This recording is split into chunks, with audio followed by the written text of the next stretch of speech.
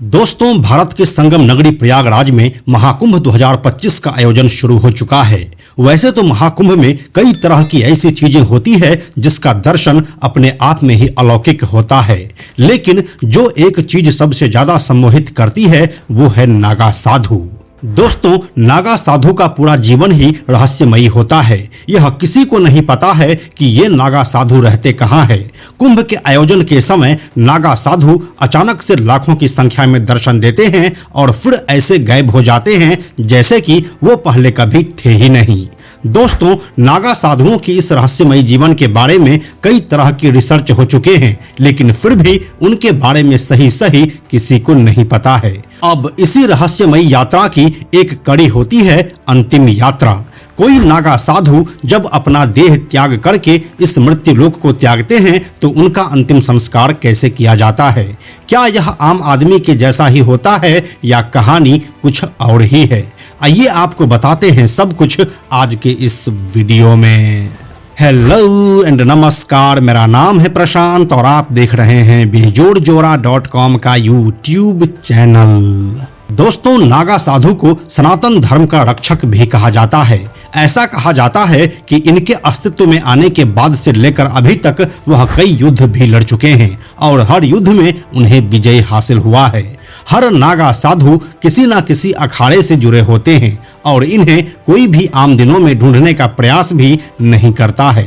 सनातन में ऐसी मान्यता हो चुकी है कि नागा साधु महादेव का ही एक स्वरूप होता है और उन्हीं की तरह जंगलों, पहाड़ों और गुफाओं में रहते हैं। उन्हें सांसारिक चीजों से कोई मतलब नहीं होता है।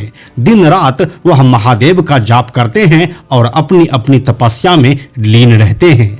जब भी उनके हिसाब का कोई आयोजन इस देश में होता है तो वे अपने अखाड़ों के साथ वहां पर मौजूद हो जाते हैं। जैसे अभी महाकुंभ के आयोजन के लिए आयोजक उनको कोई इनविटेशन कार्ड छपवा कर नहीं भेजते हैं कि फलाने दिन से कुंभ शुरू हो रहा है, आप आइए, बल्कि वे खुद ही अपने पूरे लाव लश्कर के साथ तय समय पर पहुंच जाते हैं। नागा साधुओं को कब कहां जाना है यह कोई और तय नहीं करता है, बल्कि वे खुद ही वहां पर पहुंच जाते हैं जहां उनको जाना होता है।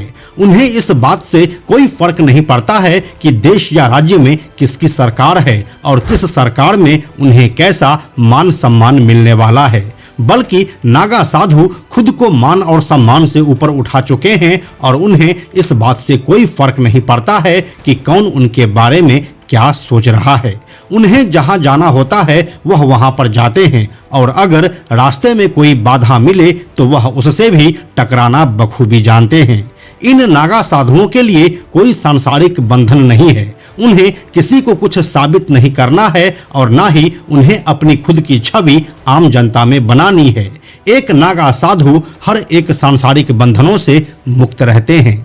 दोस्तों, बीते कुछ दिनों में ऐसा देखा गया है कि कुछ फरेबी लोग नकली नागा साधु बनकर किसी मठ या समारोह में पहुंच जाते हैं। ऐसे में नागा साधु की अपनी बोली और भाषा भी होती है जो सिवाय उनके कोई और समझ ही नहीं सकता है।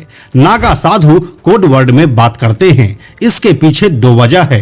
पहली वजह कि कोई फर्जी नागा इनके अखाड़े में शामिल ना हो पाए और दूसरी, मुगलों और अंग्रेजों के वक्त अपनी सूचनाएं गुप्त रखने के लिए यह कोड वर्ड में बात करते थे। धीरे धीरे यही कोड वर्ड इनकी भाषा बन गई। दोस्तों, हम आपको बताते चले कि नागा साधु आटे को भस्मी, दाल को पनियाराम, लहसुन को पाताल लौंग कहते हैं। इसी तरह नमक को रामरस, मिर्च को लंकाराम, प्याज को लड्डू राम, घी को पानी और रोटी को रोटी राम कहते हैं। अखाड़ों में जो बैठक होती है उसे चेहरा कहा जाता है और जहां अखाड़े की कीमती चीजें रखी जाती है उसे मोहरा कहते हैं।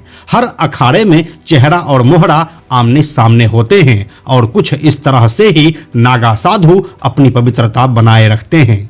इसके अलावा अब हम आपको उनके अंतिम संस्कार के बारे में बताते हैं कि ये कैसे होता है। दोस्तों, नागा साधु को भले ही महादेव का स्वरूप कहा जाता हो, लेकिन वे स्वरूप ही हैं, कोई असली रूप नहीं। नागा साधु मनुष्य के रूप में ही इस संसार में रहते हैं और एक मनुष्य को अपना शरीर त्यागना ही होता है।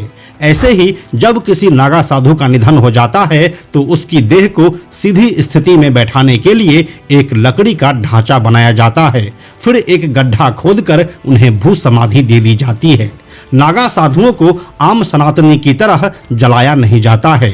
भू समाधि के समय नागा साधु का मुंह पूर्व या फिर उत्तर पूर्व की ओर घुमा दिया जाता है। इसके अलावा हम आपको यह भी बताते चलें कि काशी, प्रयाग और हरिद्वार में रहने वाले नागाओं को धनी नागा कहते हैं और उनका अंतिम संस्कार जल समाधि के रूप में दिया जाता है। इन नागाओं के मृत शरीर में पत्थर बांधकर उसे गंगा में प्रवाहित कर दिया जाता है। साथ में हम आपको यह भी बताते चलें कि नागा के निधन के 40वें दिन एक सामूहिक शांति भोज भी होता है, जिसे अखाड़े द्वारा एक बड़े भंडारे की तरह आयोजित किया जाता है। जहां आम सनातनी को 13वें दिन ही मुक्ति मिल जाती है, वहीं नागा साधु इसके लिए 40 दिनों का समय लेता है। तो दोस्तों, यही थी नागाओं के रहस्यमयी दुनिया में होने वाले उनके अंतिम संस्कार का एक छोटा सा किस्सा। यह किस्सा अगर आपको अच्छा लगा है तो कमेंट में हर हर महादेव जरूर लिखिए।